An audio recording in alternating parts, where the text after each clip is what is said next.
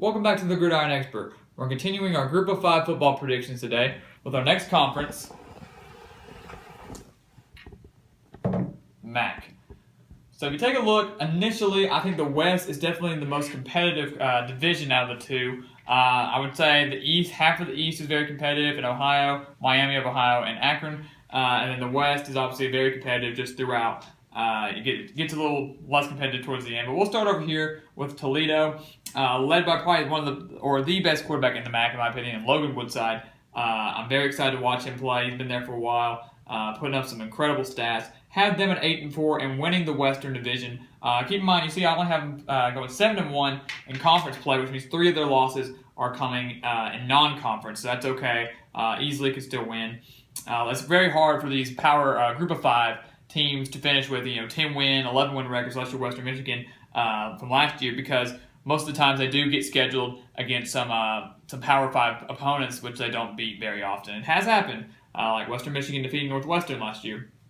So then Northern Illinois, a team that missed out on the bowl game last season, 5-7. I think they're going to really turn around this season, get to 7-5, get back to a bowl game, and we'll be within one game of playing for that MAC championship against instead of Toledo. 6-2 record there.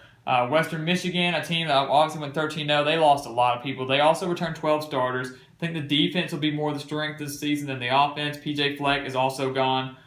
So it's probably a bunch of negatives towards Western Michigan. I still think they have a fairly solid team. I think they'll be able to get to 7-5 this season, which is actually very respectable. Should get back to a bowl game. I shouldn't be too worried about that, but they're definitely not going to have the success they had last season after losing their head coach, their quarterback, they're one of their best receivers. A lot of things went downhill from there. Then Central Michigan, they also lost their best quarterback, Cooper Rush. He's actually doing fairly well for the Dallas Cowboys right now and has been in preseason. But though I think they've returned 9 starters on offense, I believe. And I think they're going to be a very good team this season, finishing 6-6, 5-3, along with Western Michigan. I have them obviously tied there, Western Michigan getting the tiebreaker. But Central Michigan still be very competitive, not as much as they were with Cooper Rush last year. They beat Oklahoma State, allegedly or controversially. But I think they're going to do all right. And then I obviously have them ahead of Eastern Michigan, who Brogan Roback. I'm very excited to watch him play. Eastern Michigan obviously made the bowl game last season. That was very exciting for them. I think they'll make it back-to-back bowl games with a 6-6 record. They returned 16 starters, so I'm very excited to see how they do. And I think Eastern Michigan, as a team to watch, could surprise and maybe see them up here at number 3 in the conference if they can pull off a few upsets.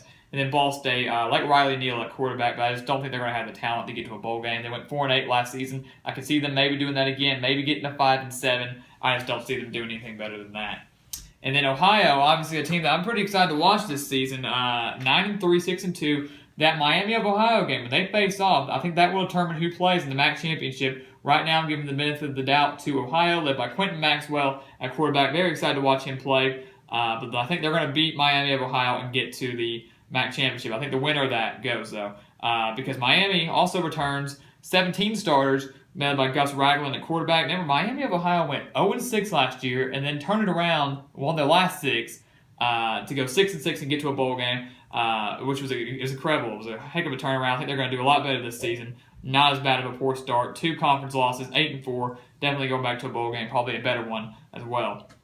Akron, Thomas Woodson at quarterback, 15 returning starters. I'm very excited to watch them. They do have some tough non-conference games. They opened the season against Penn State. But 4-4 in the MAC shouldn't be bad. 7-5, getting back to a bowl game. They went to 1-15, just missed out last year. I think they're going to get back to 1. And then you hit the bottom 3 in the MAC, I think in general, Bowling Green, Kent State, and Buffalo. Teams that have just really struggled recently. Bowling Green actually was a force for a while there. I think they're going to take another step down, though. They were pretty consistent, made a few MAC championship games there, but I think they're going to take a step down. And as to be expected, Kent State and Buffalo, I think, will struggle this season, finishing 2-10 each. Kent State getting the lone conference win over Buffalo, and Buffalo not winning a conference game at all. That's just my prediction. Very excited to see what happens, though. I'm very excited to see how these two divisions, especially the top halves, play out. My conference championship will be between Toledo and Ohio. Heck of a quarterback matchup between Logan Woodside and Quentin Maxwell. Ohio, I know this MAC championship has eluded them.